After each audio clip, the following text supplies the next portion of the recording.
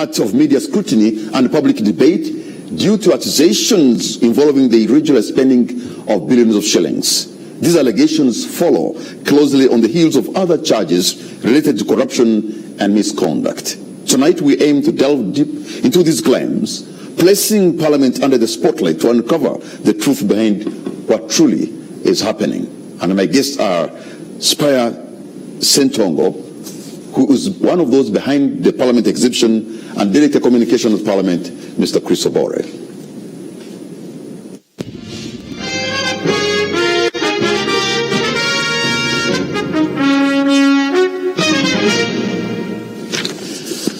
Chris Obore and Spire Ssentongo, gentlemen, thank you so much for having, honored our invitation to be here. Warm welcome to both of you. Thank you. Thank you.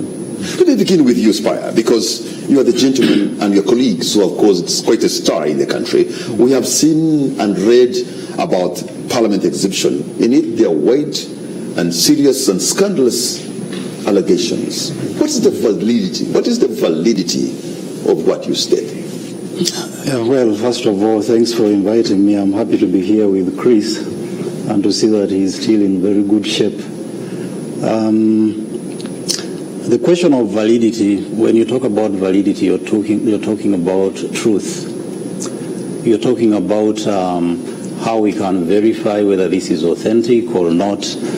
An exhibition is an open invitation to the public, to whoever has an issue to come out about a particular institution, a particular sector. If you look at right from where we started from with the potholes, one could just take a picture of a pothole, share this is a pothole here and here. Then we went to the health sector, security, and all the different sectors we have been to. So it is a public initiative to demand for accountability, to showcase things that they are not happy about, to showcase their pain. Now, in an invitation like that, of course, you would expect all sorts of things. You would expect those who come with facts, as some of those that we have seen. You would expect those who come just with their pain and feeling, which sentiments you will see there, with the anger. And you would understand at times even for those that might simply come with that anger, because all that they are interacting with is what they experience, what they see around them. And if you're exhibiting hospitals and the person is thinking about the hospital that they visit, the services that are available there or not available, you're exhibiting Parliament, and this person has just seen Agatha tweeting, I think what sparked this particular exhibition. She tweeted the per diem of the Speaker for 1 month, was it 500 million? So an ordinary person seeing that comes with their pain to ask, how about this, how about that? So I wouldn't really think in terms of like the scientific approaches to validity. You have to be at this level of accuracy to say that this is exactly what is happening. If you notice, for instance, the way I've been sharing my information on my particular account, on many instances I ask, is this true? What do you think about this? Or at times I would call out my friend Chris Obore. People are saying this. What do you say about this? Could you also explain this? It is more of a call for us to get information which we are entitled to, the right to information that we have, especially to the offices that are supposed to be responsive to us, that are supposed to be serving us. So it is in that spirit that we call out for that information. You appear like somebody who is talking about things, you are not sure about the authenticity of what you're stating out. You are calling people to share their pain, but we are talking about politicians. There could also be those who have scores to settle. That cannot be denied, and I cannot say that in the entire exhibition everything that is out there is indeed factual. Yeah, but could be this one most, explosive thing that you cannot even deny, and that could be the real issue, and yet somebody is trying to score to settle their scores. Of course, as I said, there are those that will come to settle their scores. There are those that it's just like social media is more of an unruly space where you'll have all sorts of people. You have those who are operating behind fake accounts. You have those who are in their authentic accounts. Everyone comes out with a story that they want to share. So it is up to us, those who are seeing this material shared, to respond in a way that would explain I have seen this and this, but I don't think that is truthful.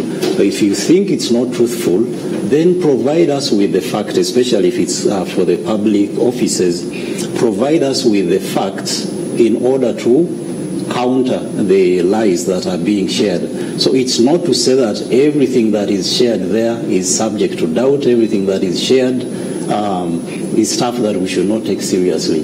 We have seen some of these documents that are extracted from, what is that system called? IFMIS. Yeah, IFMIS. Mm-hmm. Some of the documents that are extracted from there, of course, still you would ask about their authenticity.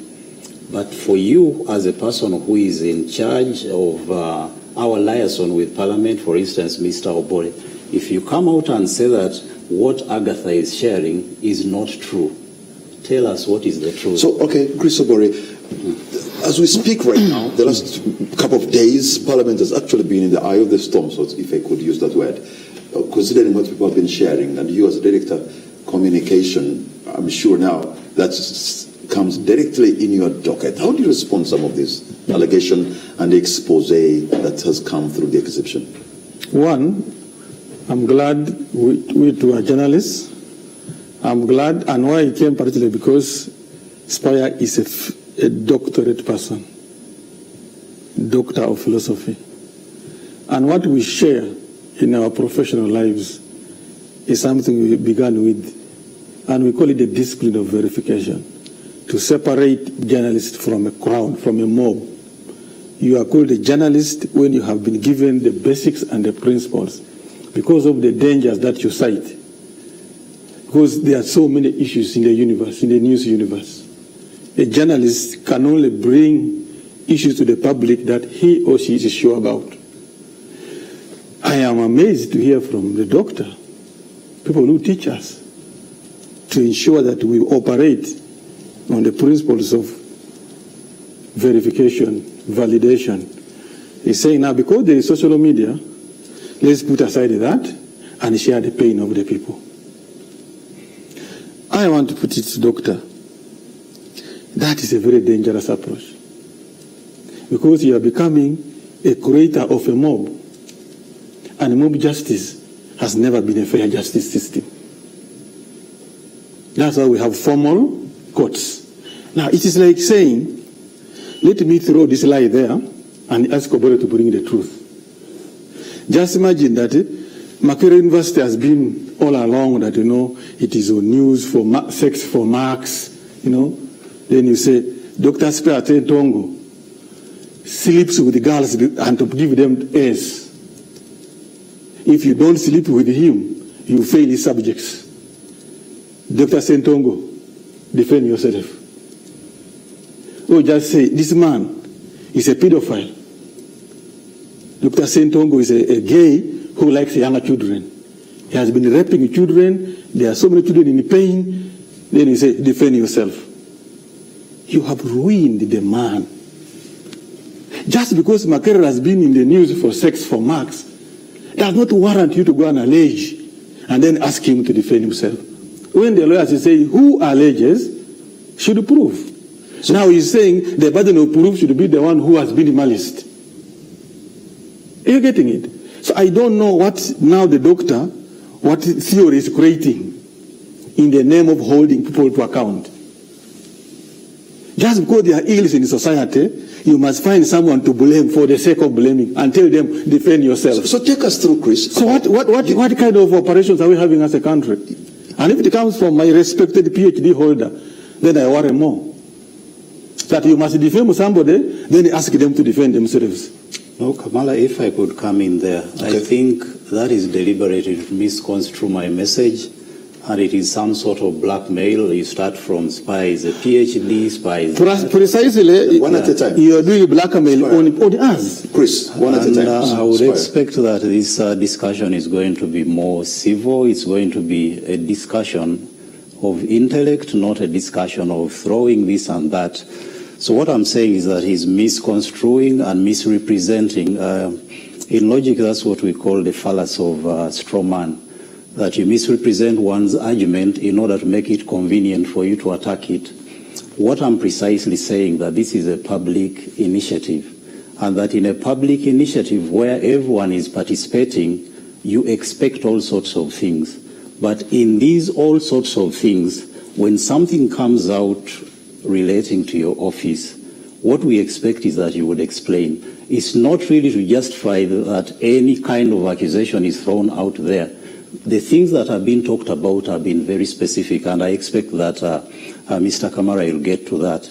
The specific accusations that have been raised, could we get an answer to that, other than saying in very generic terms that this is to taint the image of the speaker, this is to throw around falsities, the specifics that are being raised? If we are talking about per diem, and the accusation is that, or the allegation, that the speaker raised her per diem to $5,000 and that she went for 30 days and spent, was given $5,000 per day, given $5,000 for entertainment on top of that, and is it $4,000 for inland travel? Could we get some clarification on that? There are so many other petty things that will come around that, which we can put aside. Yes, we could not have started with specifics, really, without broadly explaining why we're here in the general terms, because you can just jump into a specific. But now let's go into the specifics. I don't want to look like I am trying to use Spire's argument that these are public issues, which is true. The public in Uganda speaks about all their interests, their needs. The public in Uganda has been discussing Makerere University, especially sex for marks. We have been discussing recruitment of children into homosexuality, pedophiles. It's a genuine topic. Does that warrant you to go and say, because they are discussing sex for marks in Makerere, Dr. Spire is accused by some student of rape, of failing her before sleeping with her, no passing. Then you ask Dr. Spire, defend yourself. It is wrong. That's what I'm saying. The approach, first of all, is wrong. Here is, let's get into the issue of payments. You've actually even talked about, is it IFMIS? IFMIS, yes. And so something that was extracted from there, in your view, what was extracted and what was shared, was it doctored, or this is what it is? This is exactly what I've been saying. What they did to achieve the blackmail agenda was, I think they got somebody who sees the IFMIS system and may perhaps have their own problems. Then they see, on this date, Kamara was paid this money. They get a spreadsheet, an Excel sheet, copy that, then begin replicating. Was also paid 500, was also paid this. We have gone to check and said, why do you doctor documents to achieve an end? And yet the exhibition was meant to help us get public feedback. All right. But now you have disorganized the public with alarmist figures, alarmist issues. Now the thing is a mob. So now that is a specific issue. When it comes to the figures, what you're saying, that the figures have been doctored. Yes, and how do you respond? That's to which the question would be, if you're saying this is doctored, what is the fact? It appears that what Chris is raising, what is his concern, is that these figures were extracted out of a larger document. It's as if he's asking, why were they extracted? We know that when you... Why were they doctored, not extracted? Doctored in what sense? If it's doctored in what sense? Actually, we should speak specifically to that. If it's doctored, is it not true that the speaker takes an allowance of $5,000? Is it true or not? It is not true. What is the truth? You see how these people pick their figures. He says inland travel, $4,000. Nobody pays any inland travel in dollars. He said outside $5,000. Another document says $4,000. So we said we are not necessarily stupid people in Parliament, and government does not necessarily work the way Dr. Spire wants it to work. That you create a mob and do this. We went backwards and began checking. What is the issue? Then we discovered these extortions. Now we are supposed to be challenging Spire that he have already maligned somebody's name in the public. And the law says who alleges must prove. Why don't you prove those figures to us?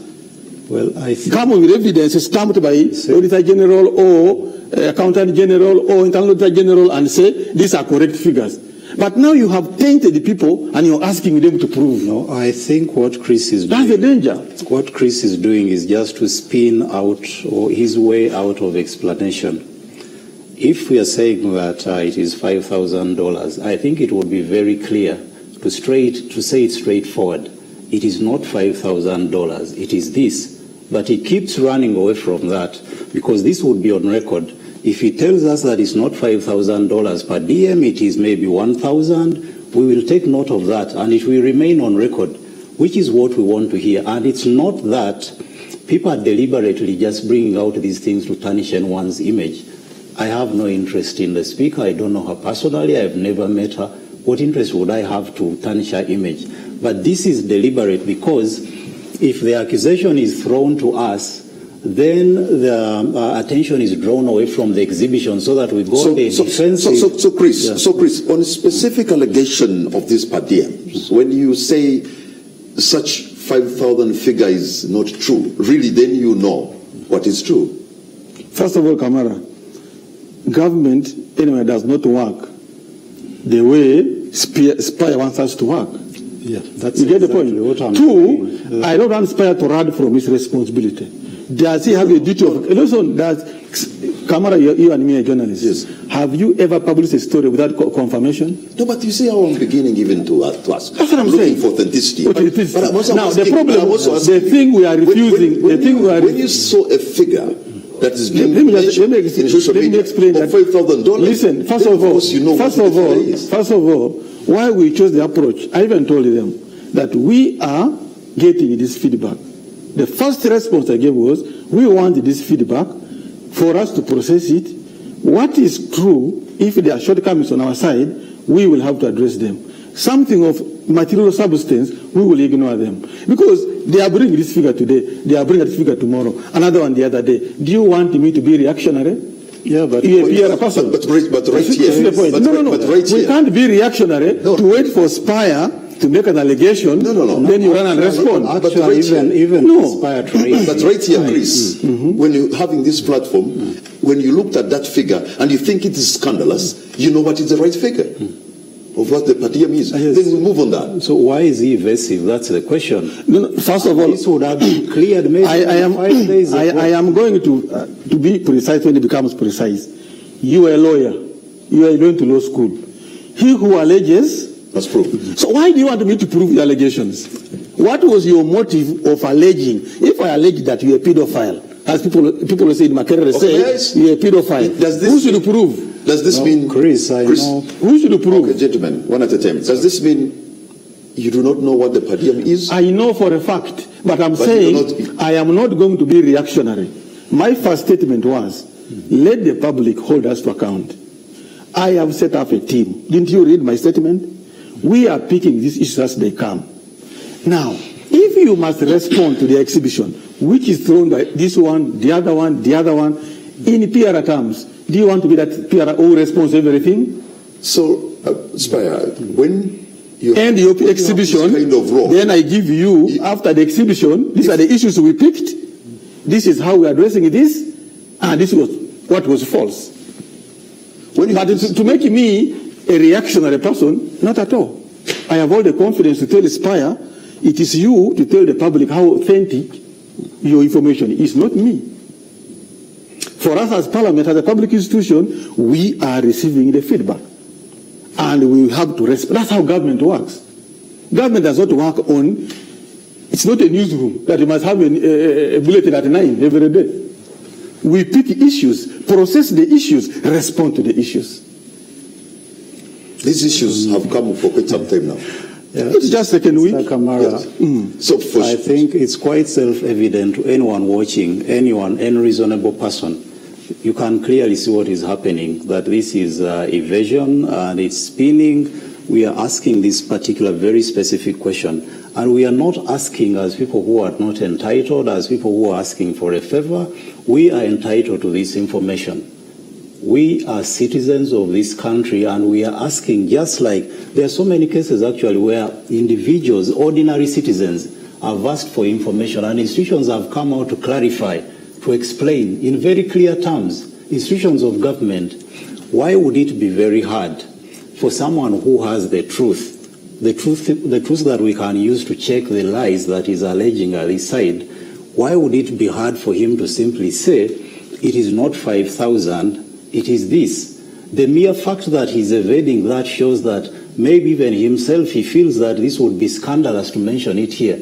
Because if it had been a figure that can be understood and no one would find a problem with that, he would simply say it is 1,000, it is 2,000. But because we know it that whatever is said here is going to be on the record, that if you tell a lie, you say what we said 5,000 is not correct, it is 2,000, that is going to be verified at some point. It could be in the near future or the far future, but it will remain for us to know that when we asked what the truth was, this is what Mr. Chris Obore, who is in charge of communicating this information officially, so, and we are asking from the right person. Dr. Ssentongo, when you receive information from the public, what mechanism do you have to do your gatekeeping role so that you feed it? Yeah, Mr. Kamara, that question, it's what I started with, and I can say more about it. Surely I will. But I think we are allowing Mr. Chris to get away with evading the first question. I think that the best way to go about this argument is to move systematically. When a question is stated just like you're putting that question to me, I should be able to answer it directly. We put that on the side. As a person who is in charge of communicating to us what happens in Parliament, matters of policy, matters of the everyday goings on, why should we ask for this information that we are entitled to? He evades the question, he runs away from it, goes to sexual harassment, goes to this and that. Should we just continue and move to another subject? This is how the debate will move on, and it's how so many matters have been evaded, matters that have been raised of national concern. That someone just comes in with spins, red herrings, straw man. Before we know it, we have moved on to another scandal. We have moved on to another question. Why don't we settle that first? And then we come back to this issue of methodology, which I'll explain very clearly. Otherwise, there will be no point in us being here because we'll spin until we leave the studio. I've seen such debates happening, and I think it's because some of the people that participate in these debates can very easily be diverted. I'm both a student and a teacher of philosophy. I would want that in an argument, we move logically, systematically from one premise to another. But before we get to the conclusion, I wouldn't accept that one drives us to this direction, that direction, because that is the business of propaganda, which I think does not help in arriving at the truth.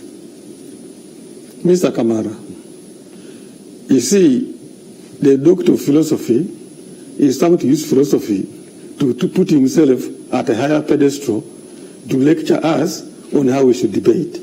And I want to put to you and me who have been in newsrooms, we are journalists, and for a long time, we are obliged not to publish anything if we have not. But Chris, there is... Now, the same way I am, he's saying, we have alleged, you respond. And I've asked him, it is true there are issues people have about many institutions. Okay, let me ask you. I want to make this. I asked him from the very beginning, he's not answering. Makerere University, for a long where you teach, is being accused of selling sex for marks. Mm-hmm. Is it right for Kamara to say, Dr. Spire Ssentongo, students are saying for him he has to remove their panties for them to pass? Then he said, Dr. Ssentongo, defend yourself. Is that how we are trained? Yeah. Okay, let me paraphrase this, Chris. Mr. Kamara, could I speak to that example to put it out of the way because he's using it as a diversionary tactic? These issues are being raised, for instance, about Makerere University, and every time one raises such an allegation, they have to present some evidence. The evidence could be concrete, or maybe someone has a message or whatever, and when that is presented, it's not just thrown away. It is subjected to investigation. So if someone comes up today, for instance, to say, Spire engages in sex for marks or whatever, it will be investigated. But not to simply say, no, you cannot just come and accuse Spire. I'm serving the public, I'm serving students, and I have to be open to scrutiny.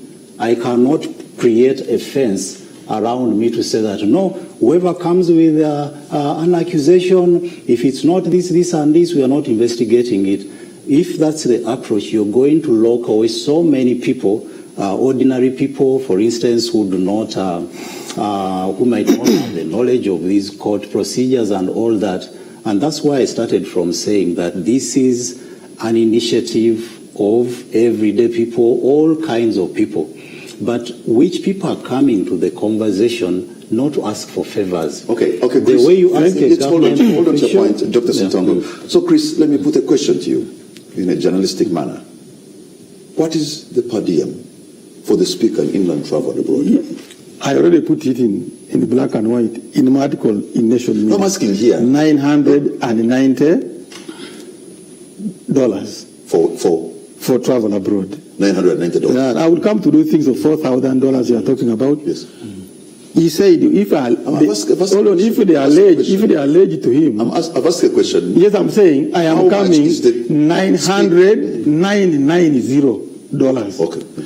He's saying that in Makerere, when such allegations come, they are subjected to an investigation.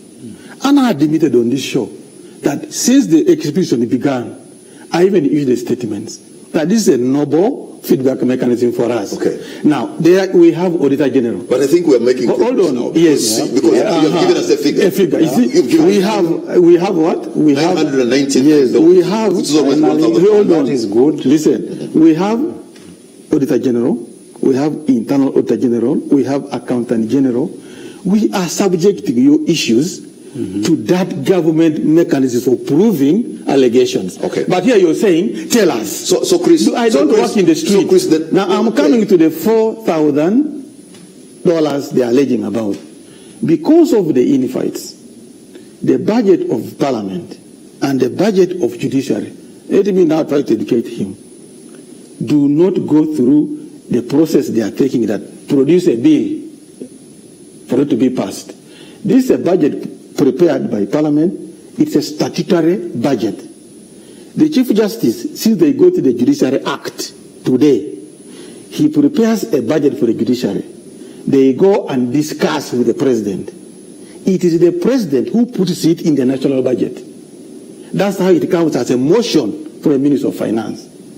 The Speaker and the Deputy Speaker and everybody have been putting a case to the President. That there are times we go out. If you see other speakers, this hotel is in New York, you go and sleep in one. They will tell you per night $3,000. They say, the Honorable Master President, we go out, we don't want to look like we want the money. This is the reality. You go to a hotel as a speaker in UK, the Serena of UK.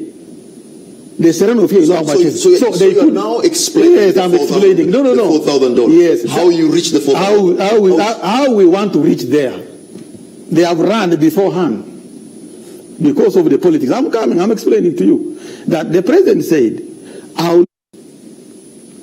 are we together? And by acts of Parliament, now by law, the budget of Parliament is only prepared by Parliament, first discussed with the owner of the budget, national budget. And then he says, okay, I give you that money. The Minister of Finance puts that now in the overall national budget paper. So, in fact, we are happy with the exhibition. We want to speed up with the President that allow us pay the speakers $4,000. So what you're saying, that's the figure, but she has not yet been paid that money. Exactly, because we are operating on $990. You go to a Serena in New York, they are charging you $3,500. And there are times the speaker must go. So this is a doctor should know this. Yeah, but you see now. So for us, but what we are saying here, all of these issues, for the public to believe, government has a mechanism, like Makerere has, this figure, to investigate. The figure of Dr. Ssentongo is actually not doctored. It is because the person inside knows the negotiations and wants to use it to smear the speaker. So this is what you aspire for the speaker? That's what I'm asking. Yes, that's what I'm asking Ssentongo. Like right time they say, hold on, they say Parliament is going to fly a helicopter. You remember? I was here defending helicopter. Is there a helicopter in the Parliament today? Kamara telling me, we debated it.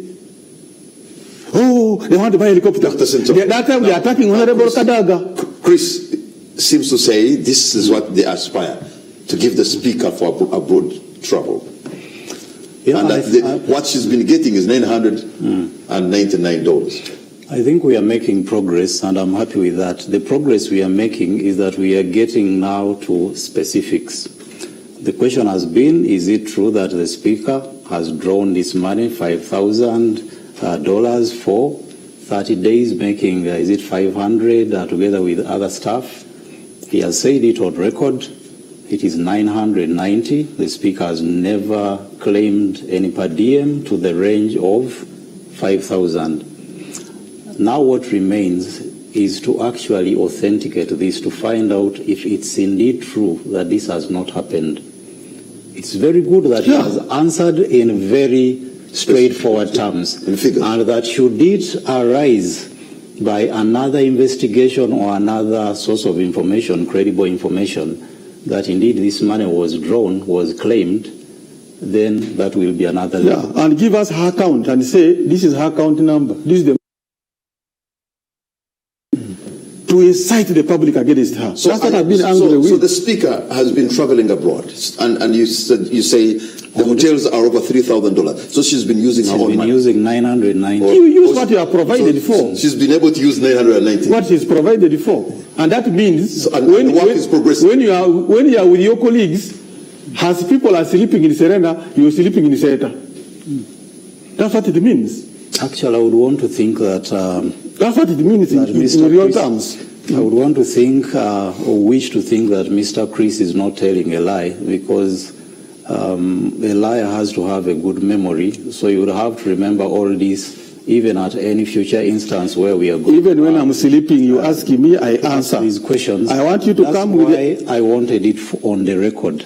I want you to come with the speaker's bank account saying you got this money. Yes, and since not a doctored document for social media. And since he has cleared that, I would want us to move. I'm sorry that I'm hijacking the role of the moderator, because it's verification of these figures that he says are being thrown around, which are lies. But don't make me verify your lies. I would not take that. No, but the issues you have told us how much a speaker is paid. I have honored you. Aspire. I have honored you. Yes, but I have every right to say Spire must prove what is alleged. No, it's not even honoring us, actually. We are entitled to this, and you're there to serve us. You're not an end to yourself. It's not an office where you're supposed to serve yourself to say, I can choose to tell you this, not to tell you that. If people ask for this information and I'm not in the right mood to tell them, I don't tell them. I think that is a wrong attitude. The answer is, I have methods of work, and that is public service. I am not working in a mob. There are guidelines governing public service work. Two, I also don't want you to believe, because you think you are an activist, and therefore you are a repository of what is right and what's wrong in Uganda. You also have to have the humility to learn. Don't say, we are Ugandan, then who is not? So the humility should be two-way. And as a doctor, you know that. But if you begin saying, I want you, that is now a domineering and a commanding attitude from you, of which now we need to debate with respect. Okay. Gentlemen, hold on to your points, because we're going to take a break on the spot.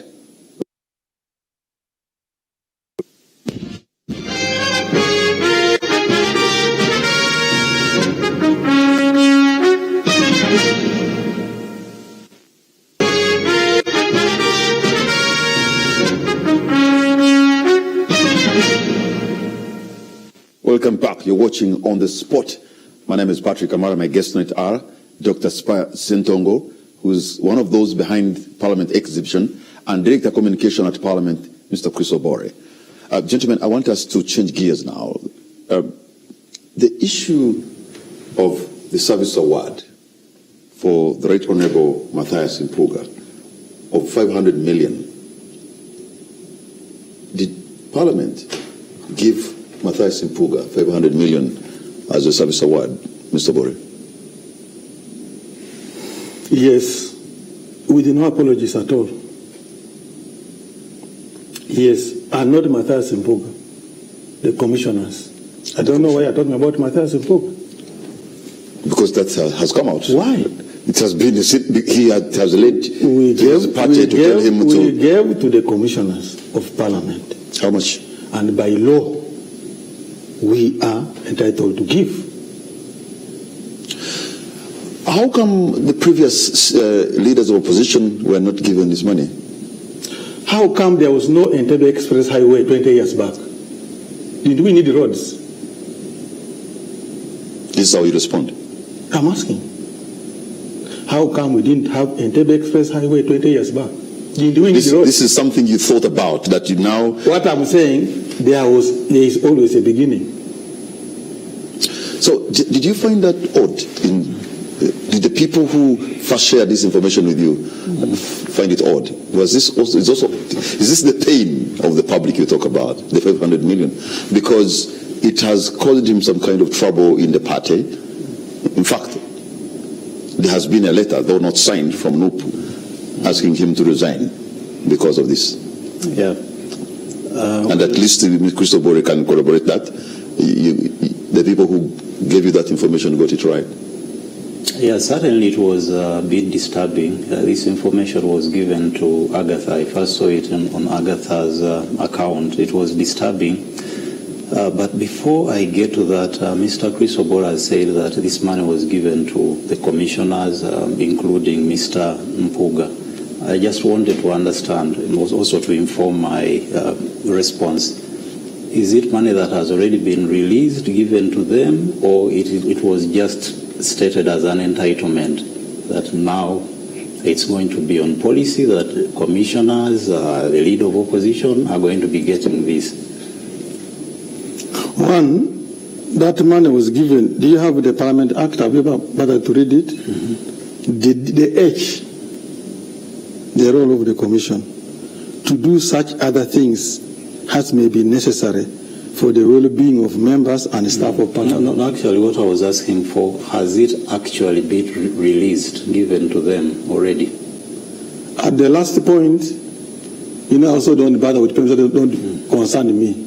Once that money is said pay Kamara, as to when and how it's paid, that's the Director of Finance. That's a very simple matter for me to verify and tell you whether they have received or they have not. The principle, I tell you, yes. That discussion took place in the commission. But when they are paying, they don't need to ask Obore. Today, we are paying Kamara. So you don't... But it's an information I can even give you tomorrow. Anyway, so if you don't know if they were given or not, yeah, I just wanted to verify that because I listened to Honorable Mpuga on CBS saying that his money he has not yet received, he's yet to receive, but that he's waiting for it because he feels he's entitled to it. Yes. So I wanted to know that. Now, the reason why I was disturbed when I heard this is at two levels.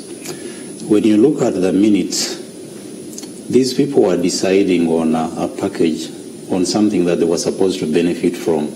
Obviously, there is a conflict of interest, and I'm not questioning what Mr. Obore is saying, that it's part of their roles, part of their responsibilities to do such things as setting such emoluments.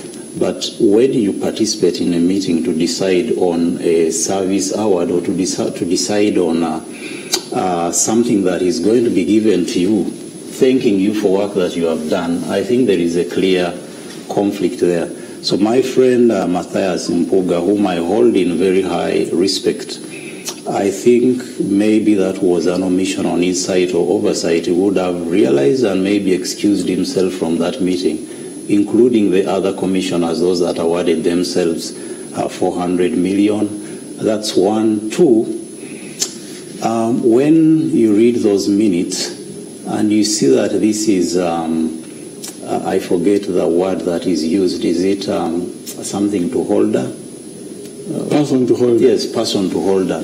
I don't know what that exactly means in that particular context and whether it is a totally innocent thing.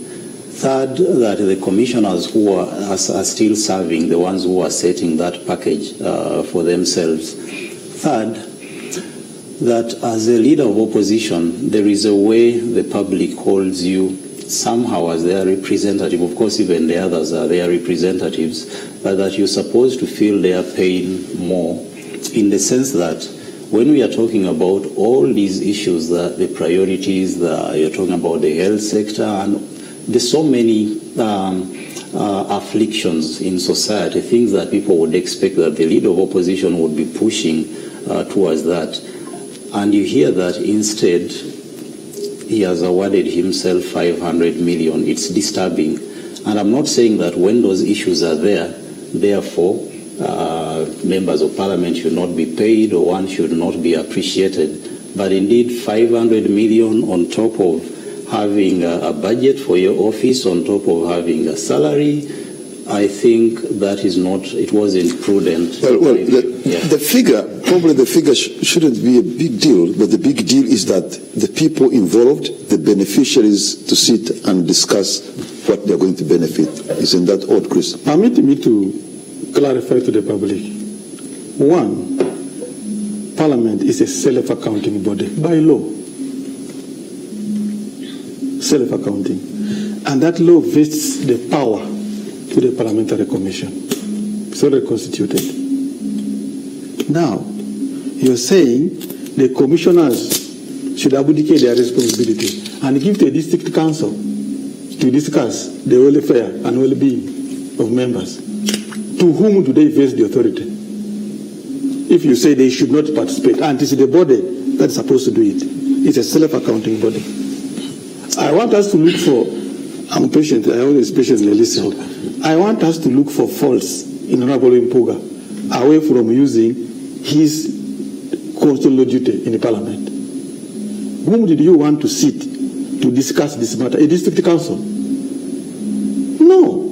The law gives them. Now, if you say, Honorable Mpuga, he should have excused himself because the population expects a lot from him. True. All other leaders of opposition, whenever they increased the money forecast for MPs, it used to be 80,000, 150, 200. Did they excuse themselves from the commission? Because the population is crying. They all participated. In the increments, even emoluments. Did you crucify any adult of opposition? I see some of them coming up to be holier. And the only one I respect from a law is for what I know about each of them. Did they say, for us who have refused 200 million for a car because for opposition? It was discussed by the same commission. So, Dr. Ssentongo. Pass on to Holder. I explained here that a parliament budget, just like when the judiciary have just got the Judiciary Act, it makes them self-accounting bodies. Mm-hmm. Their duty is to prepare, go and share with the person who is in charge of a national budget and the consolidated fund. That's the president. What's the meaning of person holder in that? Person holder, this person in office now. Mm-hmm. What was the reason? Mm-hmm. We are going to pay him in the current running budget. If we say it applies for all, what if the president says that charge for now cannot be accommodated in the national budget? What do you do? So they did this in anticipation that when we are making a new budget, we can make a case to the president that we need all the proportion to get this. Because by law, the president is the control of the budget. It's two members of parliament determine their emoluments and payment. And I think that why didn't the opposition why didn't the lobs before reject the 200 million for cars? Because Uganda still needs money for hospitals. Yeah, Mr. Obore, I think we should be more systematic, as I urged earlier. You asked me why didn't the opposition do this earlier. I don't speak for the opposition, and I want at least to clarify why I think that is problematic. There are two things that we are conflating here. What actually happened, the issue that you asked me about, the 500 million, 400, for them to set that for themselves, and it's another matter how the NUP leadership responded. And I think you have not asked any question about that. If you ask, we can respond to it, but which I think draws us away from the attention on the exhibition on matters of parliament. But if it's necessary for me to give my view about it, I'll give it.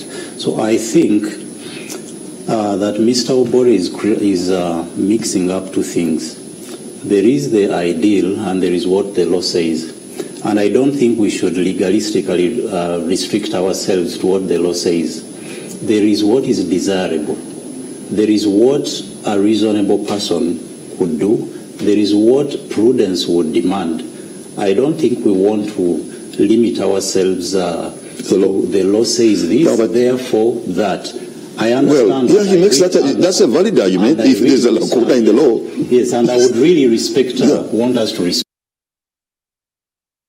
As I said earlier, why the people were so hard on Puga, and actually, even in my view, I think the response of NOP was problematic. But why many people, the public, seem to be concerned, a certain section of the public, is that they expected a higher standard, not simply to say that that's what the law provides for. We know on many occasions the law has been problematic, and it has been a noble value for people of high character to come up and say that I know the law says this, but if, for instance, Mr. Mpuga had offered to walk out, not really to walk out, to excuse himself from that meeting, I don't think there was anything in law stopping him from doing that. It would have been the prudent thing to do, although the law provides for him to be there. So that's what I want us to separate. The fact that something is legal and the fact that something is morally problematic. Chris, do you find the law that gives them the power to determine their own emoluments something disturbing? Not at all. If we attempt to delve into that, we would. But there is an emergent issue here. The exhibition, the first consequence of exhibition, has resulted in the character assassination of Honorable Mpuga. That's why it is an important matter. But you find every exhibitor that is not comfortable for Honorable Mpuga to be defended. They're saying you're removing assets from the purpose of the exhibition. But it is your exhibition that has brought Honorable Mpuga to this problem. Now, if you say he should have excused himself, yet by law, he's supposed to be in the commission. Should we then make a law and say a leader of opposition should not be a member of the commission? So that he stays away. There are some cases when something is illegal but it's not right. It is your duty. No, I think that... Listen, Kamara, allow me to explain it. It is the duty of Honorable Mpuga or any law to attend to parliamentary commission matters. By law, they are a self-accounting body. I think in that case... How do you know that maybe Honorable Mpuga made a contribution in that meeting that could have led to a certain consensus? How? But if you say he should have excused himself, I am saying that is also problematic because in essence you're saying the law was bad to provide for the presence of the legal opposition in the management of parliament. So being in the parliamentary commission is meant to make these people know, even if you have different political views, there is parliament in the institution that belongs to the people of Uganda. Whether you're in opposition or you're in government, you all have a duty to manage parliament. That's why they're there. Yeah, now, if you say, excuse yourself from this management of parliament, and yet the law gives you the power to manage parliament, what are we discussing? Indeed, it's part of what I'm saying, that that law is problematic. And your argument is that once something is law, it's always what we should abide by, and we should not... And that is what democracy is. Yes. Governance by the rule of law. What I'm saying is that it is problematic.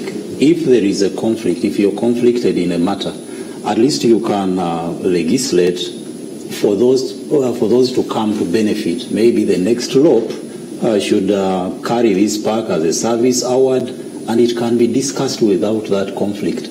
But for as long as you're direct beneficiary to benefit, what determines the figure, for instance, that you're going to set?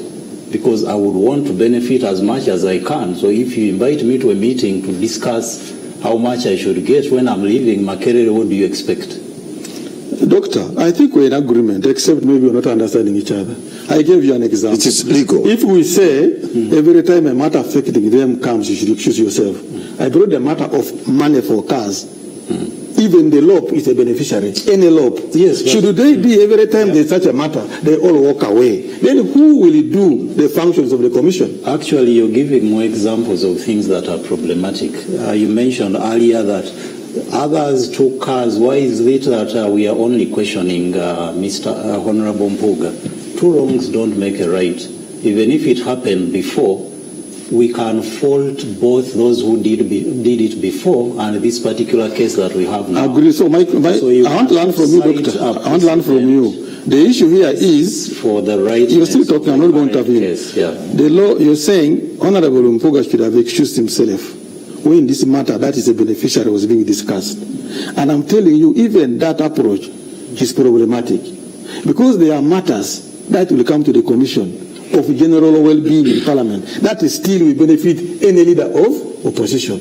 In essence, you're saying the Parliamentary Commission should not exercise any responsibility. Yet the law tells them among their duties is take care of the welfare and the well-being of members and staff. We are rotating. There's a dilemma about the law. That is something can be legal, but not necessarily right. It can even be legal, even be immoral. Do not apartheid was legal. Kamara, but apartheid was bad. I've had that element. Yes. You do not use that problem in the law to damage Honorable Mpuga. He's a corrupt man. So, well, really? You seem, Dr. Spire, Dr. Ssentongo, if we can expand it, you seem to have an issue with how his party reacted. Why? The issue I have is, although I wouldn't have wanted to discuss that for one reason, that when this debate came up... They will attack you like they attack me. No, not really. I will, and I'm going to give my view about it, because I've been attacked by so many people, but nevertheless, I continue to speak. Before that, I had wanted to say that you see this debate between Honorable Mpuga and Noop has somehow drawn us away from the so many issues that have come out in the exhibition. So many. The exhibition was specifically about Parliament, and not Parliament, maybe the Speaker alone, the Deputy Speaker alone, all members of Parliament, whether opposition or NRM. So when this matter came up, I think at a certain point, some people used it to their advantage that if we focus so much on Honorable Mpuga and Noop, then it's going to blind us or blind the public, draw them away in that excitement, and we don't talk about the breadth of the so many other issues that were raised. But if I might give my view just very briefly, I think opposition MPs, a number of them have a number of questions to answer. Questions that have been raised. There are questions about this money that is being given out arbitrarily. The money that you hear, 50 million. Even today there has been some information that people have been sharing money which is given out in cash, where at the Speaker's home, basement of Parliament. When we had just come in here, I had Mr. Obore responding to people who are asking what are all these MPs doing here right now in the night. I don't know whether there are some of those who are going to pick the money. So wait a minute. Wait a minute. Yeah, you're getting information. Let me first get this to the end. Opposition MPs also have to answer for that money. So when you only single out Mr. Honorable Mpuga and that becomes the focus of disciplining, I think that's where the issue is. We would want to see what happens to the rest. If the party is disciplining, what happens to the rest that have been picking this money? What happens to the rest that have been quiet about the so many issues that the exhibition is bringing out? Because it's not really a matter, and we cannot believe that all these opposition MPs did not know what was happening. I've heard some have been saying, we are also captive. If you speak, I heard on Capital Gang on Saturday, Honorable Semju was being asked for his opinion. And sorry for putting him on the spot about this, because one of those I respect, because on so many occasions he has been very candid and bold in talking about matters that are even risky. But I was really surprised that when that question was put to him, he said that I'm not going to comment because I might not be given a chance to speak on the floor next time I stand, giving the impression that maybe people are under so much fear. So all of them have accepted to surrender to that fear, that even when they hear these things that you cannot assume that they are not aware of, they choose silence. So all of those have to be disciplined. And it's not to say that Mr. Mpuga should not be, but when you pull out Mr. Honorable Mpuga alone, I think that is what raises questions among some people that, yes, among the so many others that have been cited to be involved, whether, of course, we are not saying that these issues coming out are conclusive, subject to investigation and take a position on all of them, all the matters. So the public gets to think that maybe there was a score to settle, and this came as an opportunity. The exhibition came as an opportunity to settle that score. I'm not sure about that, but it's the impression that it would give when Honorable Mpuga is singled out alone. Mr. Kamara, yes. I think I am in agreement with Doctor there. And truth be told, you want me to speak certain things. I told you by law, Parliament determines the monuments. And the good thing with the Parliamentary Commission, the Minister of Finance is there. The Prime Minister is there. Then the Speaker, Deputy, and other commissioners. So it is all inclusive. It means there is no decision of a Parliamentary Commission that is unknown to government because of its composition. And why they are single Honorable Mpuga is the double standards in our body politics in the country. If I tell you that all the shadow ministers get payment from Parliament, are they not opposition members? Why do you condemn Mpuga? Parliament pays them because they have an extra duty in making the House function. That's what management is. They are not being paid because they are opposition. They are rewarded for their personal and individual contribution to how the House is running. But then you choose Honorable Mpuga for demonization. That is your politics. And when you choose to play your politics that way, don't also bring in the Parliament. You want to kill Mpuga and kill the Parliament. Then who are you? We also know, like he has said, there is time for these issues to be addressed.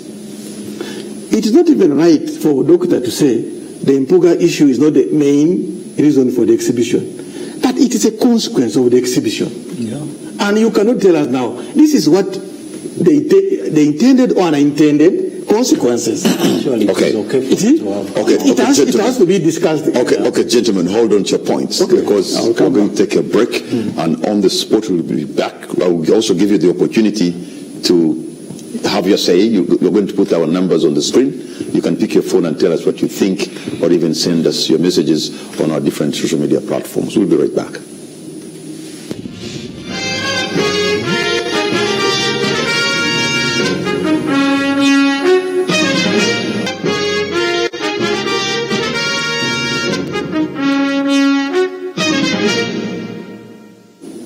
Welcome back. You're watching On the Spot. My name is Patrick Kamara, and my guests tonight are Mr. Chris Obore, Director of Communications of Parliament, and Spire Ssentongo, Dr. Spire Ssentongo, one of those behind the Parliament exhibition. Before we took a break, we were looking at the Service Award, and I've just remembered, Chris, I read a statement from the President of Uganda Law Society, who says the Service Award given to Mpuga was illegal. I'm actually inclined to listen to the President of Uganda Law Society more than any other lawyer, because he's in that position. How do you respond? Yeah, like I said before in the beginning, that what the approach we are taking is to pick all these issues so that we can respond comprehensively. Then react to every issue. We wouldn't like that approach. So we read the opinion of the President of Uganda Law Society, and quickly the other legal brains, the clerk to Parliament said, what is this? And he's a lawyer himself. He has been Attorney General in this country. The conclusion from other lawyers, I have a very long legal opinion, is that the President of the Law Society could perhaps have rushed and didn't do good research. He quotes two different cases and the same article and misrepresenting it. While one judgment said it was wrong, at that time the issue was taking money that was outside even the Parliament budget. And yet the Parliament budget, after being discussed in His Excellency, he puts it in the bill, what comes to Parliament. Now, any charge outside that is illegal. But a charge within what has already been provided is legal. In fact, they even saying the expenses in that ruling, the salaries and operational expenses of Parliament, including all of salaries, allowances, gratuities, and pensions payable to or in respect of persons serving in Parliament, shall be charged on the consolidated. Anyway, those are two legal opinions. The lawyers, but as you know, once you hear from a doctor, they say look for second opinion. But as you know, this is a statement from the president of the Uganda Law Society. Surely would be more inclined. Doctors say would be more inclined to listen to their leader. All of us on this issue. All of us get sick. Every good doctor says this is what I've diagnosed, but also seek a second opinion. So it is something important. The president of the Law Society is amenable to an error. This is the moment when you have to have your say. Pick up your phone and tell us what you think. And by the way, should you be having disagreements with either Chris or Spire, that is normal. But remember to disagree with respect. So I'm waiting for your calls so that you can tell us what you think. And maybe you're one of those who sent an issue to be exhibited and have a call online. Hello. Hello. Okay. Hello. Yes, can you hear? Good evening, can you hear me? Okay, I'm having issue to get my callers, to having a technical issue. But let me go to the issue of when members of parliament are going to do their role, the money they are paid to monitor, because it looks like also that was an exorbitant kind of figure. I don't remember the exact figure you put, but when I looked at it, that looked like quite a lot of money. How much is paid for monitoring purposes? What do you mean monitoring? They are also going foreign missions, travel abroad. Is it inland travel? Inland travel. If you can put that right so that we can find that. Yeah, I don't get the specific question, but maybe you're talking about corporate social responsibility, because those are the figures that I've been seeing. Yes. Yeah, of course, there has been concern about that ever since those documents came out. I hope that is what you're referring to. That there are monies that have been indicated to, and Mr. Chris Obore can later tell us if this is indeed true. Money that has been indicated to be released to accounts of individuals, some of whom there is the assistant of Mr. Chris Obore, there is Mr. Chris Obore, and we have been figures 100 million, 70 million, 60 million, and in a range of sometimes just days. And we have a number of people that are receiving this money. I mentioned Chris Obore, there is Mr. what is his name? I forget his name. There is Okwi, there is Leonard, and all this money is for corporate social responsibility. It's indicated on these documents. You see that much of the corporate social responsibility is taking place in one region, much of it, not all of it.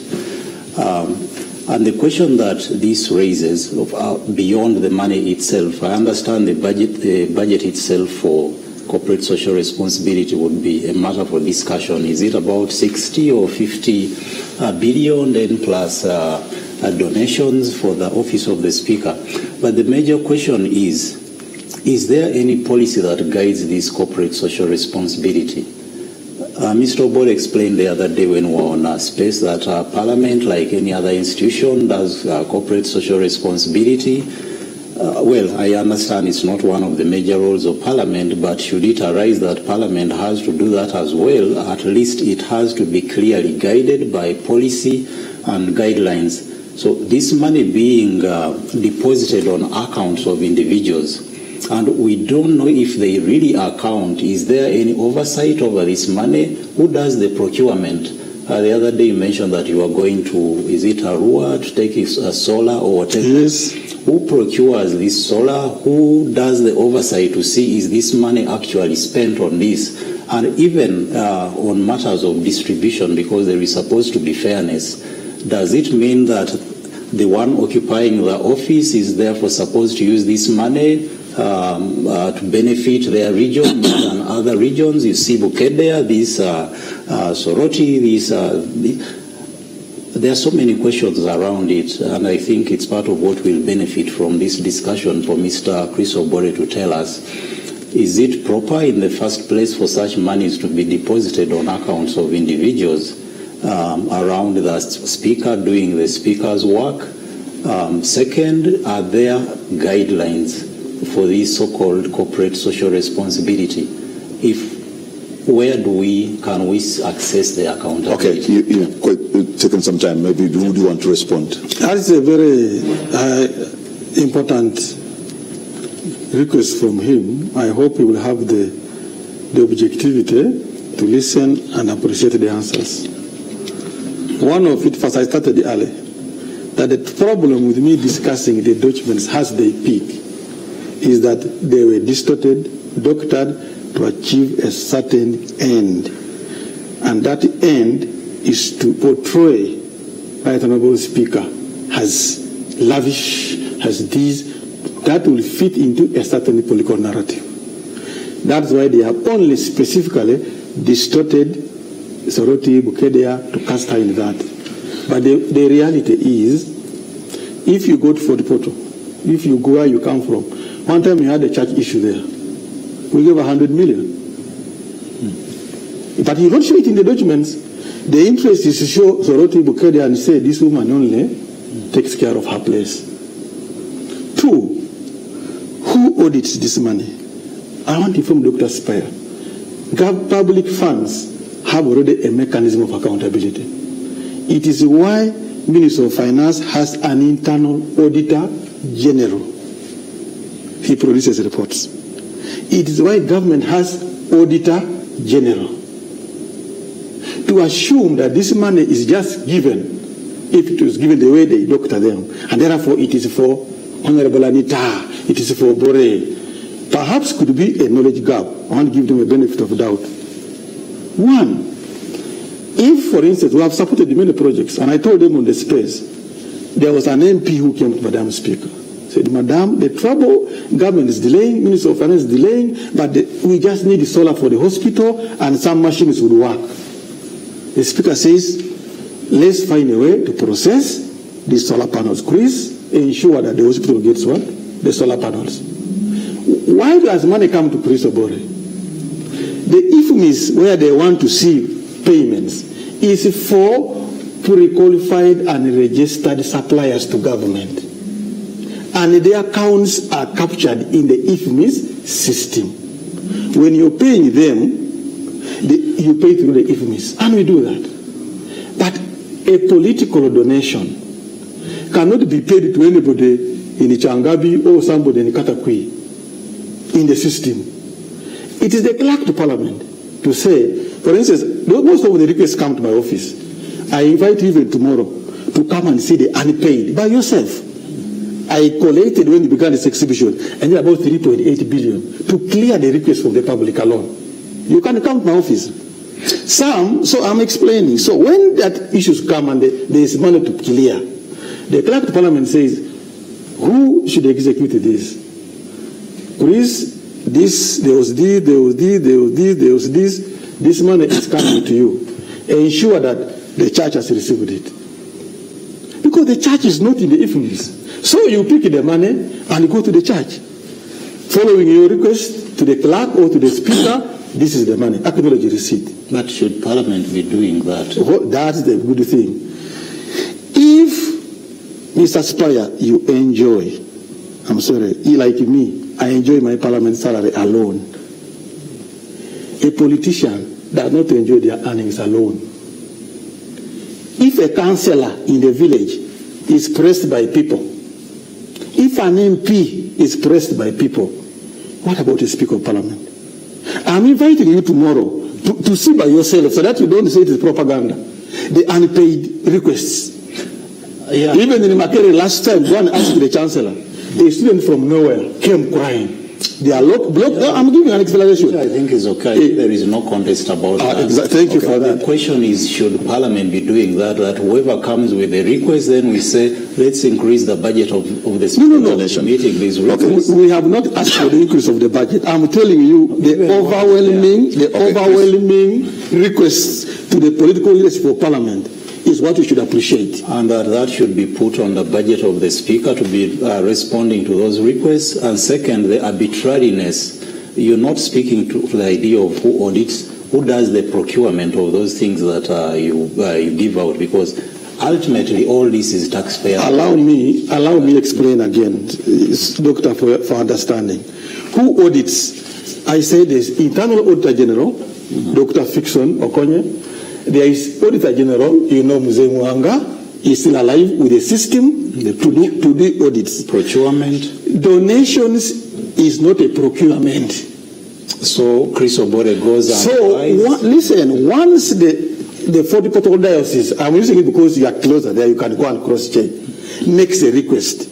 And like this time, you gave them 100 million. What happened? The money is delivered to Fort Portal Diocese.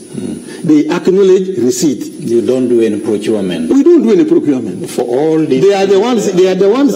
Somebody has come. I was giving an example of a girl who ran to Parliament.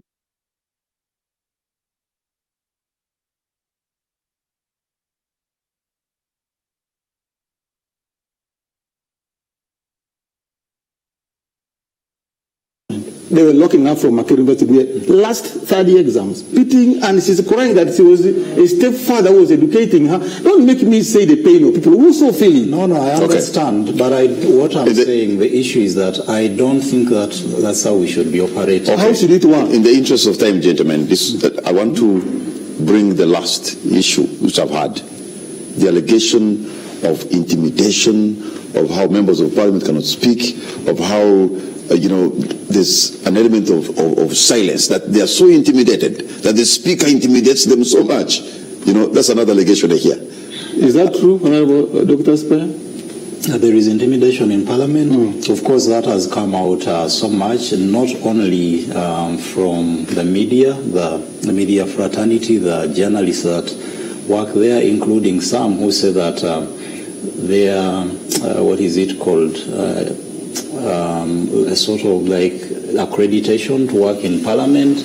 If you're seen to be critical raising such issues that it is not renewed, I actually have names of those who said that theirs were not renewed, only that I cannot say it here, for their own safety. Second, that some of the matters from which the public would have benefited are discussed without the journalists being permitted in the room. For instance, are journalists allowed when Parliament's budget is being discussed? And where is this information coming from? For Chris Obore's information, and I think actually you already know, judging from where the kinds of things that you've been reading, this information comes from below your nose. It comes from the very journalists there, from the people who have been working there. They are the ones who will tell you what is actually taking place, the environment there. MPs, imagine it has come to a point where an MP now is running to Spire. We were not breathing. You cannot comment on this and this. The moment you do this is likely to happen to you. And the comment that I made earlier about Honorable Sam John Capital Gang saying that if I say this, I might not get a chance to be given a chance on floor of Parliament. So there has been those allegations of such a toxic environment that people cannot even express themselves so freely that the Speaker intimidates them. But I respect Dr. Spire. We are friends outside this kind of divergent perception of things. First of all, I will put it without any fear again. Those talks of intimidation are from cowardly politicians. And I would want to invite you to hold those people accountable. That you're saying this, you're elected leader. What would make elected leader fear another elected leader? So a coward, for his own or her own reasons, decides to say, oh, we are being intimidated. Mr. Kamara, you are long in this industry. They began undermining Right Honorable Kadaga like that. Didn't you hear the same? Oh, you are intimidated. I actually don't understand. I actually don't understand, Dr. Spire, that a member of parliament elected by the people with the mandate of the people knows what is right, can be intimidated by a speaker. I just don't understand. And he runs to Spire. How? Because they are MPs today. I can tell you, they are my bosses. They can fire me whatever they want. However, on this issue, they have themselves to blame. You have a mandate, for example, of the people of Mwenge South. I agree with How do you allow and let me to be intimidated? Doctor, let me explain further. First, allow me to respond to that. I agree with you on that. Yeah, they've said it, that they are not free and all that. But it doesn't mean that they are above blame for that. One of the reasons they accept to be gagged is because they want certain benefits. Then that's a problem on them. Yes, they want to benefit. And you respect that MP from being seen to be loyal. They want to be to benefit on trips, benefit on Chris, putting. I want to believe, yes, there are people who are intimidated, but they have themselves to blame. Sure. No, let me tell you, Doctor, explain that matter. Sometimes, Doctor, they blame presiding officers for nothing. If you come to that parliament, I want to invite you to my office. You are not coming for a bribe. You are not going to the speaker. You are not going to anybody. To me, I'm the liaison officer. You find an MP has come to parliament, comes to the steps, goes to the lobby to talk to journalists and walks away. That's their work. They have finished the day. Because they have been captured by radios. Then for them, they come to the house. Remember the late Olanya said, come and debate here with what? Substance. When that thing was biting, some people cannot explain an issue. Oh, you want to rise up to say, I want to concur with Dr. Spire.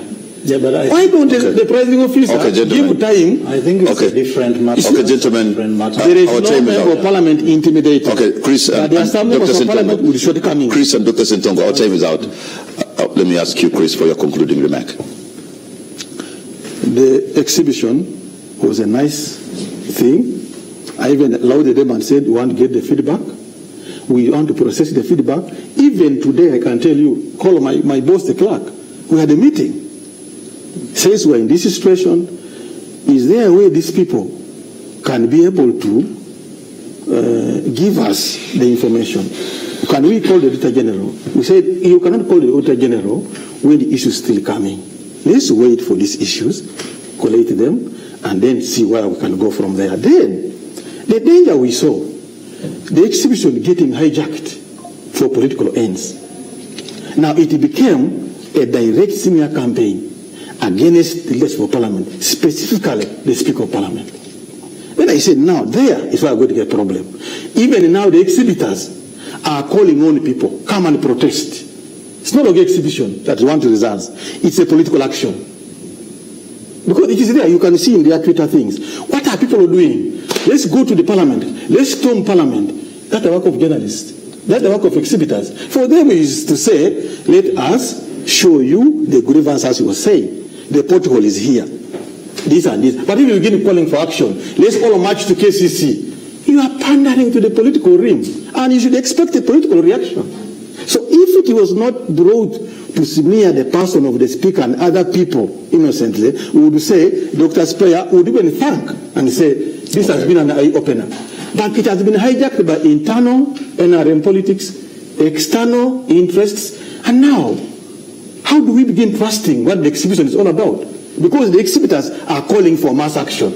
That means their interest is different. It is not to improve how Parliament runs, but they want to change the leadership of Parliament. Why? All right, Dr. Ssentongo, with a parting shot. Yeah, first of all, I'm very happy that many Ugandans are gaining the courage to speak out. Many Ugandans are coming out, taking their own initiative to showcase their pains, to showcase some of the issues that they think should be better. I think we all agree that in many ways we are not happy about so many things, in many ways, and that Uganda can be better than this. If our monies were well spent, this country can be, there is so much that that can make us proud. Second, it has been thrown here and there that this exhibition is about so and so. First they said that it was about Honorable Mpuga, then they moved from Mpuga, it's about the Speaker, And then if a certain MP is exhibited, I know this was about me, I'm the one being targeted. And it has been the trend ever since we started exhibitions, right from the pothole exhibition. They said we were targeting the ED of KCC, we moved to health. They said we were targeting Dr. Twine, we moved to NGOs. They said, no, this is being sponsored by government to kill the civil society. So I think that will always be there. It is expected. But we should stick to our demand for accountability, because no one is really doing us a favor. It is very painful for us to pay taxes. After all that sweat, money is deducted from my salary every month without any negotiation. But to hear that people are sharing money as if we are primitively in the age of Zinjathropus or whatever, where we are just hunting and gathering money which is from the sweat of others, with all the pains that people have about hospitals, schools, it should be understood when you see the anger on social media. And no one should feel that, why are they asking us for accountability? No one should ask, why are these people so angry? When you look at what is happening, you cannot ask that question, why are people angry? When you go to hospital and find people on the floor, you see these schools that are always pictures moving around in makeshift structures. You cannot ask why people are angry. A person who is paying taxes expects something in return. Business people who have to painfully surrender all these taxes, you can imagine what they feel when they hear that maybe a group of people sat and someone said 500 for me, 400 for you, and all that. So that is the background that informs all what you see there. And very lastly, why are people resorting to such means like exhibiting? This should be a symptom that something is wrong with the official channels. If official channels get blocked, people will certainly find alternatives. If ideally maybe I'm supposed to go in court, appeal to Parliament, but there is that feeling that all these institutions are either not responsive or not responsive in ways we would have expected. People find alternatives, they go and speak on their own. And you see how people are excited about this. They are not just excited because it is new, but because it is allowing them to personally say what they feel. Dr. Spire Ssentongo, Dr. Spire Ssentongo and Mr. Chris Obore. Gentlemen, I want to thank you so much for the time you've given us. You have added value to this platform. And for you, the viewer, I want to thank you for the privilege of your company tonight. Good night and God bless Uganda.